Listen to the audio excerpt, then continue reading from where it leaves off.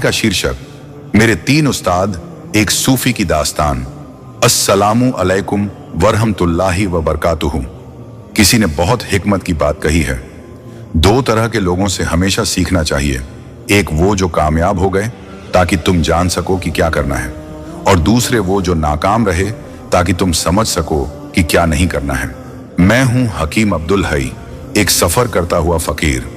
आज मैं आपको तीन ऐसे उस्तादों के बारे में बताऊंगा जिन्होंने मुझे कोई किताब पढ़ाकर नहीं बल्कि अपने अमल और हाल से सिखाया।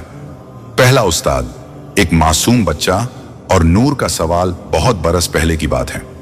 मैं उस वक्त सिलसिले की इब्तिदा में था, तसव्वुफ का रास्ता चुना ही था। एक दिन मैं एक बस्ती से गुजर रहा था। सूरज डूब चुका था, अंधेरा फैल रहा था।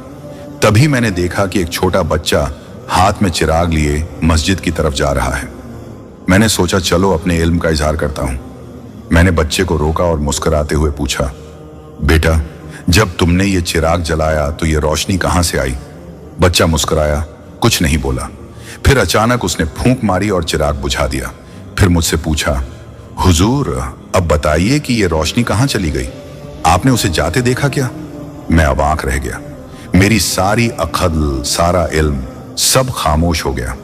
उस छोटे से बच्चे ने मुझे समझा दिया कि नूर के मसाइल को सिर्फ सवाल जवाब से नहीं, दिल की रोशनी से ही समझा जा सकता है। उस दिन मैंने सीखा, असली इल्म वो है जो तकब्बुर तोड़े, गुरूर ना बढ़ाए। दूसरा उस्ताद, एक प्यासा कुत्ता और खौफ का सबक। कुछ महीनों बाद मैं एक दरिया के किनारे से गुजर रहा था।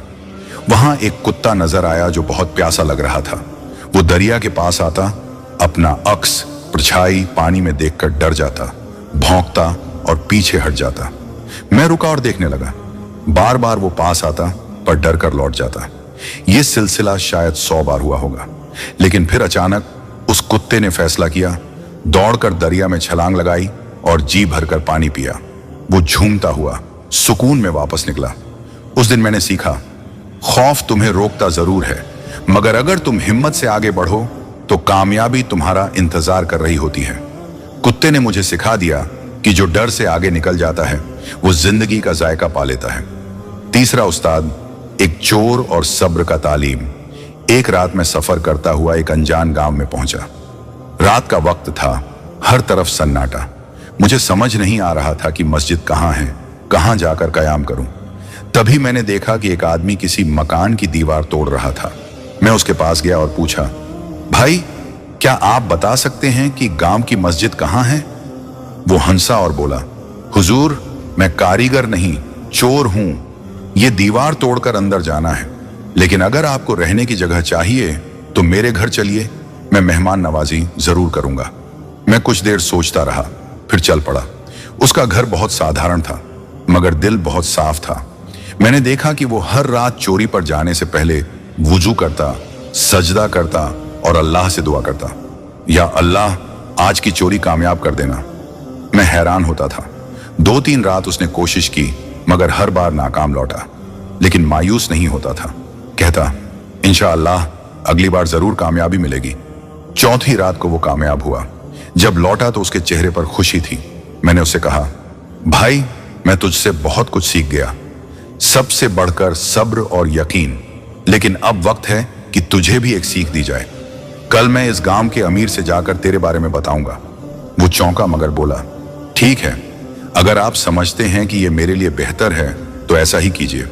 अगली सुबह मैं गांव के अमीर के पास गया, पूरा वाकया बताया। अमीर ने उस चोर को बुलवाया और बजाय सज्जा देने के उससे कहा, तुझे एक और मौका दिया जाता है, अपनी जिंदगी को सुधार और नेक राह पर आ। उस दिन के बाद मैंने सुना कि वो आदमी चोरी छोड़ चुका था। मैं वहां से चला आया मगर उसकी सीख हमेशा मेरे साथ रही। तौबा का दरवाजा हमेशा खुला है जब तक इंसान सच्चे दिल से लौट आए।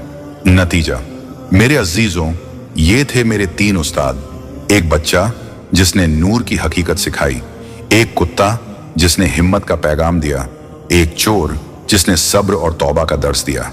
कभी कभी जिनसे हम सीखते हैं वो आलिम नहीं होते मगर उनके अमल और हाल से ज्यादा बड़ी तालीम कहीं नहीं मिलती।